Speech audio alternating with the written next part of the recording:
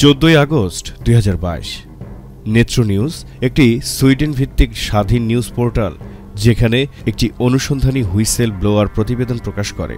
সেখানে অভিযোগ করা হয় যে বাংলাদেশের কর্মকর্তারা আয়নাঘরে বলপূর্বক গুমের শিকারদের আটক ও নির্যাতন করছে।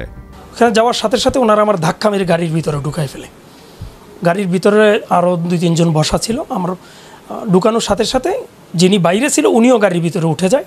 আমার হাত বেঁধে ফেলে, আমার চোখ বেঁধে ফেলে। প্রথম চোখ বাঁধে 2টা কাপড় দিয়ে, তারপর একটা কালো টুপি পরায়।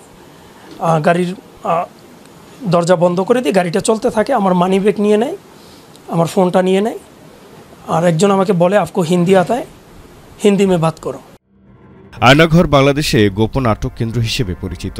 এগুলি বাংলাদেশ সেনাবাহিনীর গোয়েন্দা সংস্থা directorate general of forces intelligence DGFI দ্বারা পরিচালিত হতো, যেখানে জোরপূর্বক গায়েবী ও মানবাধিকার লঙ্ঘনের অভিযোগ রয়েছে।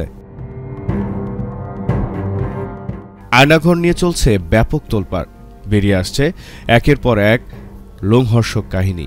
লোহার খাঁচায় গুম হওয়া মানুষ আটকে রেখে করা হতো মধ্যযুগীয় নির্যাতন, যে কাহিনীতে কাঁপাচ্ছে সবার হৃদয়। বুধবার প্রধান উপদেষ্টা ডক্টর মোহাম্মদ ইউনূসের কাছে আয়নাঘরের নির্মম অভিজ্ঞতা শেয়ার করেন ভুক্তভোগীরা। উপদেষ্টা নাহিদ ইসলাম জানান, তাকে যে কক্ষে আটকে রাখা হয়েছিল সেই কক্ষের টয়লেট ছিল ছোট্ট বেসিনের মতো। সেনাবাহিনীর সাবেক কর্মকর্তা ব্রিগেডিয়ার জেনারেল অফিসার আবদুল্লাহিল আমান আজমি বলেন, তার কক্ষটি ছিল ঘুটঘুটে অন্ধকার। দিন রাতের পার্থক্য বোঝার উপায় ছিল না। টয়লেটে নিয়ে যাওয়া হতো চোখ বেঁধে। সুপ্রিম কোর্টের আইনজীবী আহমদ বিন কাশেম আরমান বলেন, আমি 8 বছর বন্দী ছিলাম। দিনের বেলা চোখ বেঁধে ও হাতকড়া পরিয়ে রাখত, রাতের বেলা হাতকড়া পরা অবস্থায় পিচমরা করে রাখা হতো। এভাবেই স্বৈরাচার সরকারের শাসনামলে নির্যাতিত ব্যক্তিরা তাদের ওপর নেমে আসা নির্যাতনের বর্ণনা দিয়েছেন। বিরোধী দলের নেতাকর্মী, সাংবাদিক, মানবাধিকার কর্মী, ছাত্র, শিক্ষক, শ্রমিক, নারী, শিশুসহ কারোরই কোনো নিরাপত্তা ছিল না এই স্বৈরাচার শাসনামলে।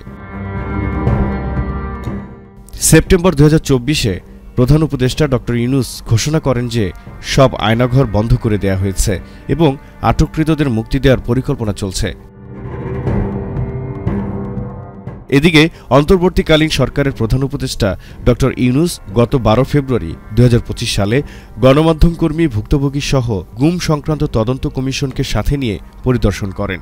এ সময় ভুক্তভোগীদের মধ্যে মীর আহমেদ বিন কাশেম ও আবদুল্লাহিল আমান আজমি সহ আরও কয়েকজন উপস্থিত ছিলেন।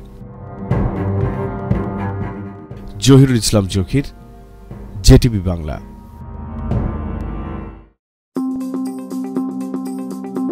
JRF-এ সুস্বাগত।